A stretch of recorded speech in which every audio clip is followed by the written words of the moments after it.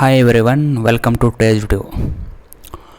ಇವತ್ತಿನ ಒಂದು ತರಗತಿಯಲ್ಲಿ ಗುರುತ್ವಾಕರ್ಷಣೆಯ ಪಾಠದ ಸಂಬಂಧಪಟ್ಟಂತೆ ಕೆಲವೊಂದು ಅಂಶಗಳು ನೋಡೋಣ. ಗುರುತ್ವಾಕರ್ಷಣೆ ಪಾಠದಲ್ಲಿ ಸಾರ್ವತ್ರಿಕ ಗುರುತ್ವಾಕರ್ಷಣೆ ನಿಯಮ ಅಂದರೆ ಯೂನಿವರ್ಸಲ್ ಆಫ್ ಗ್ರಾವಿಟೇಷನ್, ಆಮೇಲೆ ಕೆಪ್ಲರ್ನ ಗ್ರಹಗಳ ಚಲನೆ ನಿಯಮಗಳು ನೋಡೋಣ. ಆಮೇಲೆ ಭೂಮಿಯ ಮೇಲಿನ ಗುರುತ್ವಾಕರ್ಷಣೆ ವೇಗೋತ್ಕರ್ಷೆ ಆಕ್ಸಲರೇಷನ್ ಡ್ಯೂ ಟು ಗ್ರಾವಿಟಿ, ತೂಕ ದ್ರವ್ಯರಾಶಿ, ತೂಕರಹಿತ ಮತ್ತು ಸಾಂದ್ರತೆ ತೇಲುವಿಕೆ ಸಾಪೇಕ್ಷ ಸಾಂದ್ರತೆ ಬಗ್ಗೆ ಈ ಒಂದು ತರಗತಿಯಲ್ಲಿ ನೋಡೋಣ. ಬನ್ನಿ. ಗುರುತ್ವ ಅಂದರೆ ಗ್ರಾವಿಟೇಷನ್ ಗುರುತ್ವಾಕರ್ಷಣ ಬಲ ಅಂದ್ರೇನು? ವಿಶ್ವದಲ್ಲಿರ್ತಕ್ಕಂಥ ಎಲ್ಲ ವಸ್ತುಗಳು ಪರಸ್ಪರ ಆಕರ್ಷಿಸುತ್ತವೆ. ಆದ್ದರಿಂದ ವಸ್ತುಗಳ ನಡುವಿನ ಆಕರ್ಷಣ ಬಲವನ್ನು ಗುರುತ್ವ ಎನ್ನುವರು. ವಸ್ತುಗಳ ನಡುವಿನ ವಿಶ್ವದಲ್ಲಿರ್ತಕ್ಕಂಥ ಪ್ರತಿಯೊಂದು ವಸ್ತುಗಳು ಪರಸ್ಪರ ಆಕರ್ಷಣೆ ಮಾಡ್ತವೆ. ಈ ಒಂದು ವಸ್ತುಗಳ ನಡುವಿನ ಆಕರ್ಷಣ ಬಲವನ್ನು ಗುರುತ್ವ ಅಂತ ಕರೀತಾರೆ. ಹಾಗಾದರೆ ವಿಶ್ವವ್ಯಾಪಿ ಗುರುತ್ವ ನಿಯಮ ಅಂದರೆ ಏನು? ಇದನ್ನು ಯಾರು ಪ್ರತಿಪಾದಿಸಿದರು? ಇದನ್ನು ವಿಶ್ವವ್ಯಾಪಿ ಗುರುತ್ವ ನಿಯಮ ಪ್ರತಿಪಾದಿಸಿದವರು ನ್ಯೂಟನ್ ಅವರು. ವಿಶ್ವವ್ಯಾಪಿ ಗುರುತ್ವ ನಿಯಮ ಏನು ಹೇಳದಪ್ಪ ಅಂದ್ರೆ ಯೂನಿವರ್ಸಲ್ ಆಫ್ ಗ್ರಾವಿಟೇಷನ್. ವಿಶ್ವದಲ್ಲಿರ್ತಕ್ಕಂಥ ಪ್ರತಿಯೊಂದು ವಸ್ತುಗಳು ಇತರೆ ವಸ್ತುಗಳನ್ನ ಆಕರ್ಷಣೆ ಮಾಡ್ತಾವೆ, ಒಂದು ಬಲದಿಂದ ಆಕರ್ಷಣೆ ಮಾಡ್ತಾವೆ. ಈ ಆಕರ್ಷಣ ಬಲವು ರಾಶಿಗಳ ಗುಣಲಬ್ಧಕ್ಕೆ ನೇರ ಅನುಪಾತದಲ್ಲಿದ್ದು ಹಾಗೂ ಅವುಗಳ ನಡುವಿನ ಅಂತರದ ವರ್ಗಕ್ಕೆ ವಿಲೋಮ ಅನುಪಾತದಲ್ಲಿ ಇರುತ್ತದೆ.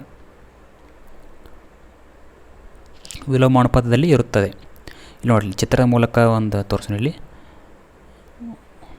ವಿಶ್ವದಲ್ಲಿರ್ತಕ್ಕಂಥ ಪ್ರತಿಯೊಂದು ವಸ್ತುಗಳು ಇತರ ವಸ್ತುಗಳನ್ನ ಆಕರ್ಷಣೆ ಮಾಡ್ತವೆ. ಎರಡು ವಸ್ತುಗಳಲ್ಲಿ ಎ ಮತ್ತು ಬಿ ಅಂತಕ್ಕಂಥ ಎರಡು ವಸ್ತುಗಳನ್ನ ತಗೋರಿ. ಆಮೇಲೆ ಇಲ್ಲಿ ಆ ಎ ಮತ್ತು ಬಿ ವಸ್ತುಗಳ ನಡುವೆ ಇರತಕ್ಕಂಥ ದೂರ ಡಿ ಅಂತ ಗುರುತಿಸ್ತೀರಿ. ಆಮೇಲೆ ಈ ಎ ವಸ್ತುವಿನ ರಾಶಿ ಎಮ್, ಬಿ ವಸ್ತುವಿನ ರಾಶಿ ಎಮ್, ಸ್ಮಾಲ್ ಎಮ್ ಅಂತ ಗುರುತಿಸ್ರಿ. ಈ ವಿಶ್ವವ್ಯಾಪಿ ಗುರುತ್ವದ ನಿಯಮದ ಪ್ರಕಾರ ಏನಾಗುತ್ತೆ?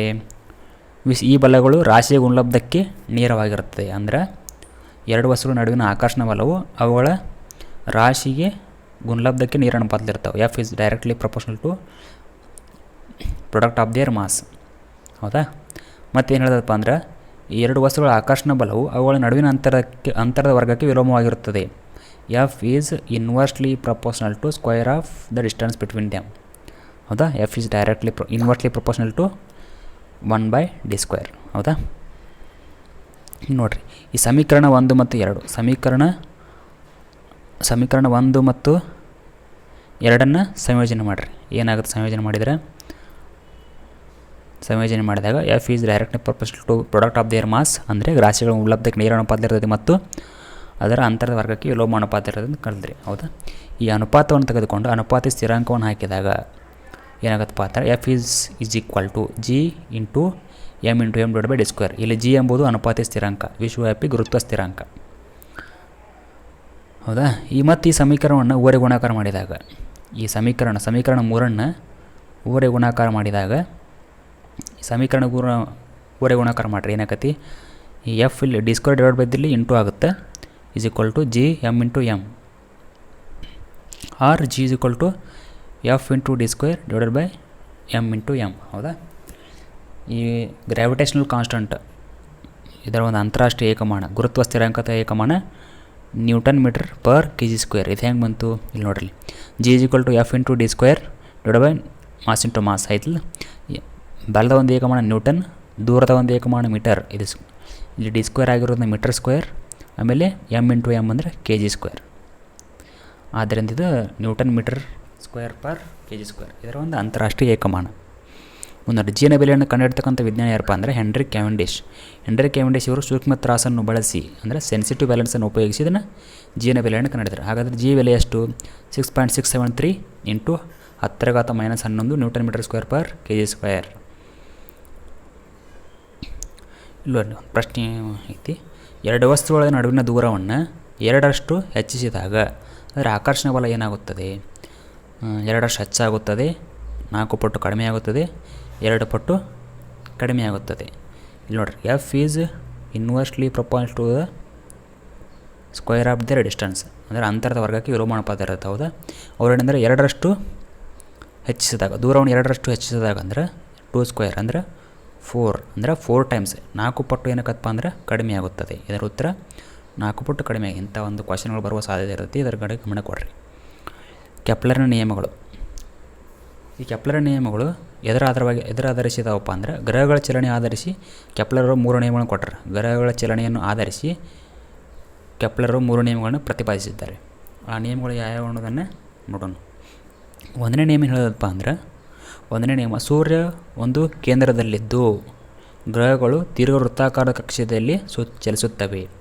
ಒಂದನೇ ನಿಯಮ ಹೇಳೋದಪ್ಪ ಅಂದರೆ ಸೂರ್ಯ ಒಂದು ಕೇಂದ್ರದಲ್ಲಿದ್ದು ಗ್ರಹಗಳು ಅದರ ಸುತ್ತಮುತ್ತ ದೀರ್ಘ ವೃತ್ತಾಕಾರದಿಂದ ಕಕ್ಷೆಯಲ್ಲಿ ಚಲಿಸುತ್ತವೆ. ದೀರ್ಘ ವೃತ್ತಾಕಾರ ಅಂದರೆ ಹೀಗೆ ಎಲಿಪ್ಟಿಕಲ್ ಆರ್ಬಿಟ್. ವೃತ್ತಾಕಾರ ಅಂದರೆ ದೀರ್ಘ ವೃತ್ತಾಕಾರ ಅಂದರೆ ಎಲಿಪ್ಟಿಕಲ್ ಆರ್ಬಿಟ್, ಅಂಡಾಕಾರ ಅಥವಾ ದೀರ್ಘ ವೃತ್ತಾಕಾರ ಅಂತ ಹೇಳ್ಬೋದು. ಕೆಪ್ಲರ್ ಎರಡನೇ ನಿಯಮ ಏನು ಹೇಳ್ತೈತಿ? ಕೆಪ್ಲರ್ ಎರಡನೇ ನಿಯಮ ಸೂರ್ಯ ಮತ್ತು ಗ್ರಹಗಳನ್ನು ಸೇರಿಸುವ ಕಾಲ್ಪನಿಕ ರೇಖೆ. ಫಾರ್ ಎಕ್ಸಾಂಪಲ್, ಇಲ್ಲಿ ಕೇಂದ್ರದಲ್ಲಿ ಸೂರ್ಯನ ಅಂದ್ಕೊಂಡ್ರಿ, ಇಲ್ಲಿ ಗ್ರಹ ಏನೈತೆ ಅನ್ಕೋರಿ. ಈ ಸೂರ್ಯ ಮತ್ತು ಗ್ರಹಗಳನ್ನು ಸೇರಿಸ್ತಕ್ಕಂಥ ಒಂದು ಕಾಲ್ಪನಿಕ ರೇಖೆ ಏನು ಮಾಡೋದಪ್ಪ ಅಂದ್ರೆ ಸಮಾನ ಕಾಲಾವಕಾಶದಲ್ಲಿ ಸಮಾನ ಕ್ಷೇತ್ರವನ್ನು ಉಂಟು ಮಾಡುತ್ತದೆ. ಎರಡನೇ ನಿಯಮ ಹೇಳೋದಪ್ಪ ಅಂದ್ರೆ ಸೂರ್ಯ ಮತ್ತು ಗ್ರಹಗಳನ್ನು ಸೇರಿಸ್ತಕ್ಕಂಥ ಕಾಲ್ಪನಿಕ ರೇಖೆಗಳು. ಫಾರ್ ಎಕ್ಸಾಂಪಲ್, ನಮ್ಮ ಸೂರ್ಯನ ಸುತ್ತ 7 ಗ್ರಹಗಳು ಸುತ್ತ ಇದಾವಲ್ಲ, ಅವು ಗ್ರಹ ಮತ್ತು ಸೂರ್ಯವನ್ನು ಸೇರಿಸ್ತಕ್ಕಂಥ ಒಂದು ಕಾಲ್ಪನಿಕ ರೇಖೆ ಸಮಾನ ಕಾಲಾವಕಾಶದಲ್ಲಿ ಸಮಾನ ದೂರವನ್ನು ಸಮಾನ ಕ್ಷೇತ್ರವನ್ನು ಉಂಟು ಮಾಡುತ್ತವೆ ಅಂತ ಹೇಳಿ ಈ ಚಿತ್ರದ ಮೂಲಕ ಹೆಂಗಂತ ನೋಡೋಣ. ಇಲ್ಲಿ ನೋಡ್ರಿ, ಇಲ್ಲಿ ಓ ಒಂದು ಪದದಲ್ಲಿ ಸೂರ್ಯ ಅದನ್ನ ತೆಗೋರಿ. ಇದು ಎ ಅಂತಕ್ಕಂಥ ಒಂದು ಗ್ರಹ, ಇದು ಬಿ ಅಂತಕ್ಕಂಥ ಒಂದು ಗ್ರಹ. ಎಯಿಂದ ಬಿಗೆ ಚಲಿಸಲು ತೆಗೆದುಕೊಂಡ ಕಾಲಾವಕಾಶ ಮತ್ತು ಸಿಯಿಂದ ಡಿಗೆ ಚಲಿಸಕ್ಕಂಥ ಕಾಲಾವಕಾಶ ಎರಡು ಸಮ ಆಗಿದ್ದರೆ ಇದರ ಒ ಎ ಬಿ ಕ್ಷೇತ್ರ ಮತ್ತು ಒ ಸಿ ಡಿ ಕ್ಷೇತ್ರ ಎರಡು ಸಮ ಆಗಿರ್ತಾವೆ ಅಂತ ಹೇಳ್ತಾರೆ ಅವರು. ನೋಡಿರಿ, ಎಯಿಂದ ಬಿಗೆ ತಲುಪುವ ಕಾಲಾವಕಾಶ ಮತ್ತು ಸಿಯಿಂದ ಡಿಗೆ ತಲುಪುವ ಕಾಲಾವಕಾಶ ಸಮನಾಗಿದ್ದರೆ ಒ ಎ ಬಿ ವಿಸ್ತೀರ್ಣ ಮತ್ತು ಒ ಸಿ ಡಿ ವಿಸ್ತೀರ್ಣ ಸಮನಾಗಿರೋದು ಅಂತೇಳಿ ಕೆಪ್ಲರ್ ಎರಡನೇ ನಿಯಮದಲ್ಲಿ ಹೇಳ್ತಾರೆ. ಆಯಿತಾ? ಕೆಪ್ಲರ್ ಅವರ ಮೂರನೇ ನಿಯಮ ಏನು ಹೇಳ್ತಪ್ಪ ಅಂದರೆ ಸೂರ್ಯನಿಂದ ಗ್ರಹಕ್ಕಿರುವ ಸರಾಸರಿ ದೂರದ ಗಣವು ಅದರ ಕಕ್ಷಾವೇಗದ ವರ್ಗಕ್ಕೆ ಅನುಪಾತೀಯವಾಗಿರುತ್ತದೆ. ಸೂರ್ಯನಿಂದ ಗ್ರಹಕ್ಕಿರುವ ದೂರದ ಗಣವು ಎದಕ್ಕೆ ಅನುಪಾತೀಯವಾಗಿರುತ್ತಪ್ಪ ಅಂದ್ರೆ ಅದರ ಕಕ್ಷಾವೇಗದ ವರ್ಗಕ್ಕೆ ಅನುಪಾತೀಯವಾಗಿರ್ತದೆ ಅಂತ ಹೇಳಿರೋರು. r³/t² ಕಾನ್ಸ್ಟಂಟ್ ಅಥವಾ ಸ್ಥಿರಾಂಕಕ್ಕೆ ಸಮನಾಗಿರ್ತದೆ ಅಂತ ಹೇಳ್ತಾರೆ. ಇವು 3 ಕೆಪ್ಲರ್ನ ನಿಯಮಗಳು. ಒಂದನೇದ್ದು ಸೂರ್ಯ ಕೇಂದ್ರದಲ್ಲಿ ಇದ್ದು ದೀರ್ಘ ವೃತ್ತಾಕಾರ ಚಲಿಸುತ್ತೆ ಅಂತ ಹೇಳ್ತಾನೆ. ಆಮೇಲೆ ಸಮಾನ ಕಾಲಾವಕಾಶದಲ್ಲಿ ಸಮಾನ ಕ್ಷೇತ್ರ ಉಂಟು ಮಾಡ್ತದೆ ಅಂತ ಹೇಳ್ತಾನೆ. ಆಮೇಲೆ ಮೂರನೇದರಲ್ಲಿ ಅದರ ದೂರದ ಗಣವು ಮತ್ತು ಅದರ ಕಕ್ಷಾವೇಗದ ವರ್ಗಕ್ಕೆ ಅನುಪಾತವಾಗಿರುತ್ತೆ ಅಂತೇಳಿ ಹೇಳ್ತಾರೆ. ನೆಕ್ಸ್ಟ್ ಮುಂದಿನ ಒಂದು ಪರಿಕಲ್ಪನೆ ಸ್ವತಂತ್ರ ಪತನ ಅಥವಾ ಫ್ರೀ ಫಾಲಿಂಗ್. ಸ್ವತಂತ್ರ ಪತನ ಅಂದ್ರೇನು? ಈ ಭೂಮಿ ಮೇಲಕ್ಕೆ ಎಸೆದ ವಸ್ತುಗಳು ಕೆಳಗೆ ಬರಲೇಬೇಕು. ಹೌದಾ? ಮೇಲಕ್ಕೆ ಎಸೆದ ವಸ್ತುಗಳು ಕೆಳಗೆ ಬರುವಾಗ ಗುರುತ್ವಾಕರ್ಷ ಬಲದ ಕಾರಣದಿಂದ ಸ್ವತಂತ್ರವಾಗಿ ಕೆಳಗೆ ಬೀಳ್ತಾವೆ. ಈ ಸ್ವತಂತ್ರವಾಗಿ ಕೆಳಗೆ ಬೀಳೋದನ್ನ ಏನಂತ ಕರೀತಾರಪ್ಪ ಅಂದ್ರೆ ಸ್ವತಂತ್ರ ಪತನ ಅಂತ ಕರೀತಾರೆ. ಭೂಗುರುತ್ವ ವೇಗೋತ್ಕರ್ಷ ಅಂದ್ರೇನು? Acceleration due to gravity. ಈ ಭೂಗುರುತ್ವ ವೇಗೋತ್ಕರ್ಷ ಅಂದ್ರೇನಪ್ಪ ಅಂದ್ರೆ ಭೂಮಿ ಕಡೆಗೆ ಬೀಳುವ ವಸ್ತುಗಳು ವೇಗೋತ್ಕರ್ಷಣ ಹೊಂದಿರ್ತವೆ. ಭೂಮಿ ಕಡೆಗೆ ಬೀಳ್ತಕ್ಕಂಥ ವಸ್ತುಗಳು ವೇಗೋತ್ಕರ್ಷಣ ಹೊಂದಿರ್ತವೆ. ಅಂದ್ರೆ ಒಂದೇ ದಿಕ್ಕಿನಲ್ಲಿ ಕೆಳಮುಖವಾಗಿ ಚಲನೆ ಮಾಡುವಾಗ ಏನಕ್ಕಪ್ಪ ಅಂದ್ರೆ ಗುರುತ್ವಾಕರ್ಷಣೆ ಕಾರಣದಿಂದ ವೇಗೋತ್ಕರ್ಷವನ್ನು ಹೊಂದಿರ್ತವೆ. ಈ ವೇಗೋತ್ಕರ್ಷ ಗುರುತ್ವಾಕರ್ಷಣ ಬಲದಿಂದ ಆಗಿರುತ್ತದೆ. ಏನು ಈ ವಸ್ತುಗಳು ಕೆಳಗೆ ಬೀಳಿರ್ತಲ್ಲ, ಆ ವೇಗೋತ್ಕರ್ಷವು ಭೂಮಿಯ ಗುರುತ್ವಾಕರ್ಷಣ ಬಲದಿಂದ ಆಗಿರುತ್ತದೆ. ಆದ್ದರಿಂದ ಈ ವೇಗೋತ್ಕರ್ಷ ಏನು ಕರಿತಾರಪ್ಪ ಅಂದ್ರೆ ಭೂಗುರುತ್ವ ವೇಗೋತ್ಕರ್ಷ ಅಂತ ಕರೀತಾರೆ. ಭಾಳ ಸರಳ ಐತಿ. ಈ ಭೂಗುರುತ್ವ ವೇಗೋತ್ಕರ್ಷದ ಒಂದು ಸಂಕೇತ ಏನಪ್ಪ ಅಂದ್ರೆ ಭೂಗುರುತ್ವ ವೇಗೋತ್ಕರ್ಷ ಸಂಕೇತವನ್ನು ಜಿ ಸಂಕೇತದಿಂದ ಸೂಚಿಸ್ತಾರೆ. ಮತ್ತು ಅದರ ಅಂತಾರಾಷ್ಟ್ರೀಯ ಏಕಮಾನ m/s². ಹೌದಾ? ಈ ಭೂಗುರುತ್ವ ವೇಗೋತ್ಕರ್ಷನ ಗಣಿತೀಯವಾಗಿ ಯಾವ ರೀತಿ ಬರಿಬೋದಪ್ಪ ಅಂದ್ರೆ ಚಲನೆ ಎರಡನೇ ನಿಯಮದ ಪ್ರಕಾರ ಏನಾಗತ್ತಪ್ಪ ಅಂದ್ರೆ ನೀವೆಲ್ಲ ಕಲ್ತ್ರಿ. ಚಲನೆ ನಿಯಮಗಳು. ಚಲನೆ ಎರಡನೇ ನಿಯಮದ ಪ್ರಕಾರ ಏನೈತಿ? F = m/a ರಾಶಿ ಮತ್ತು ಅದರ ವೇಗೋತ್ಕರ್ಷದ ಗುಣಲಬ್ಧಾಗಿರುತ್ತೆ. ಹೌದಾ? ಇಲ್ಲಿ ಭೂಗುರುತ್ವ ವೇಗೋತ್ಕರ್ಷದಲ್ಲಿ ವೇಗೋತ್ಕರ್ಷವು ಇದಕ್ಕೆ ಸಮ ಆಗಿರೋದಪ್ಪ ಅಂದ್ರೆ ಭೂಗುರುತ್ವ ವೇಗೋತ್ಕರ್ಷಕ್ಕೆ ಸಮ ಆಗಿರ್ತೈತಿ. ಆದ್ದರಿಂದ ಈ ವೇಗೋತ್ಕರ್ಷದ ಬದಲಾಗಿ ಜಿಯನ್ನು ಹಾಕ್ಬೇಕು. ಹಾಕಿದಾಗ ಏನಕ್ಕಪ್ಪ ಅಂದ್ರೆ F = m/g. ಇದನ್ನು ಈಕ್ವೇಷನ್ 2 ಅಂತ ಕರೀರಿ. ಇದನ್ನು ನಿಮ್ಗೆ ಡಿರೈವ್ ಮಾಡಿರಿ ಅಂತ ಕೂಡ ಕೇಳ್ತಾರೆ. ವಿಶ್ವವ್ಯಾಪಿ ಗುರುತ್ವ ನಿಯಮವನ್ನು ಡಿರೈವ್ ಮಾಡೋ ಅಂತ ಕೇಳ್ತಾರೆ. ಆಮೇಲೆ ಈ ಒಂದು ಜಿ ಅಂತಪ್ಪ ಅಂದ್ರೆ ಭೂಗುರುತ್ವ ವೇಗೋತ್ಕರ್ಷನ ಕೂಡ ಡಿರೈವ್ ಮಾಡೋ ಅಂತ ಕೇಳ್ತಾರೆ. ಇಲ್ಲಿ ನೋಡಿ, ವಿಶ್ವವ್ಯಾಪಿ ಗುರುತ್ವ ನಿಯಮದ ಪ್ರಕಾರ ಏನೈತಪ್ಪ ಅಂದ್ರೆ F = g/m/m² ಐತಿ. ಹೌದಾ? ಇಲ್ಲಿ ನೋಡಿ, ಇಕ್ವೇಷನ್ 2 ಮತ್ತು 3 ಸಂಯೋಜಿಸಿದಾಗ ಏನಕ್ಕಪ್ಪ ಅಂದ್ರೆ ಎರಡು ಎಫ್ ಸಮ ಅದಲ್ಲ, ಈ ಎರಡು ಇಕ್ವೇಷನ್ ಒಂದಕ್ಕೊಂದು ಸಮ ಅನ್ನಂಗೆ. ಹೌದಾ? mg = g/m/m² ಆಗುತ್ತೆ. ಹೌದಾ? ಇಲ್ಲಿ ನೋಡ್ರಿ, ಈ ಎಮ್ ಕ್ಯಾನ್ಸಲ್ ಆಕತಿ. g = g m/r². ಇಲ್ಲಿ ಡಿ ಸ್ಕ್ವೇರ್ ಇದು ಆರ್ ಸ್ಕ್ವೇರ್ ಯಾಕಪ್ಪ ಅಂದ್ರೆ ಡಿ ಎಂಬುದು ಏನೈತಪ್ಪ ಅಂದ್ರೆ ಈ ಭೂಮಿ ಮೇಲ್ಮೇ ಇರ್ತಕ್ಕಂಥ ವಸ್ತು ಮತ್ತು ಅದರ ಭೂಮಿ ಮತ್ತು ವಸ್ತು ನಡುವೆ ಇರ್ತಕ್ಕಂಥ ದೂರ ಆಗಿರ್ತೈತೆ. ಹೌದಾ? ಈ ವಸ್ತು ಆ ಭೂಮಿಯ ಮೇಲ್ಮೈ ಮೇಲಿರುವುದರಿಂದ ಇದನ್ನು ಅದರ ತ್ರಿಜ್ಯಕ್ಕೆ ಸಮ ಆಗಿರ್ತೈತಿ ಅಂಥೇಳಿ ತೊಗೋಬೇಕು ನಾವು.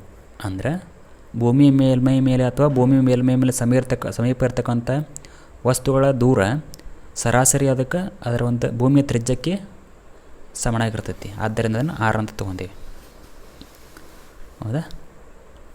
ಭೂಗುರುತ್ವ ಏಕೋತ್ಕರ್ಷ is equal to gravitational constant ರಾಶಿ ಡಿವೈಡೆಡ್ ಬೈ ಆರ್ ಸ್ಕ್ವೇರ್. ಈ ಜಿ ಬೆಲೆ ನೀವು ಇದರ ಎಲ್ಲ ಬೆಲೆಗಳನ್ನು ಹಾಕಿ ಲೆಕ್ಕವನ್ನು ಕೂಡ ಮಾಡ್ಬೋದು. ಜಿ ಬೆಲೆಯನ್ನು ಹೆಂಗೆ ಲೆಕ್ಕ ಮಾಡೋದು ನೋಡಿರಿ. G is equal to G M divide by R square ಅಂತೇಳಿ. ಜಿ ಅಂದರೆ ಗ್ರಾವಿಟೇಷನಲ್ ಕಾನ್ಸ್ಟೆಂಟ್, ಗುರುತ್ವ ಸ್ಥಿರಾಂಕ, ಭೂಮಿಯ ರಾಶಿ ಮತ್ತು ಭೂಮಿಯ ತ್ರಿಜ್ಯ ನಿಮಗೆ ಗೊತ್ತಿದ್ದರೆ ನೀವು ಅದನ್ನು ಕ್ಯಾಲ್ಕುಲೇಟ್ ಮಾಡ್ಬೋದು. ಜಿ ಎಮ್ ಆರ್ನ ಬೆಲೆಯನ್ನು ಹಾಕೋದ್ರ ಮೂಲಕ ಲೆಕ್ಕ ಹಾಕ್ಬೋದು. ಜಿನ ಬೆಲೆ ಎಷ್ಟೈತಿ? 6.7 ಇಂಟು 10⁻11 ಐತಿ. ಭೂಮಿಯ ರಾಶಿ 6 ಇಂಟು 10⁻24 kg. ಭೂಮಿಯ ತ್ರಿಜ್ಯ 6.4 ಇಂಟು 10⁻6.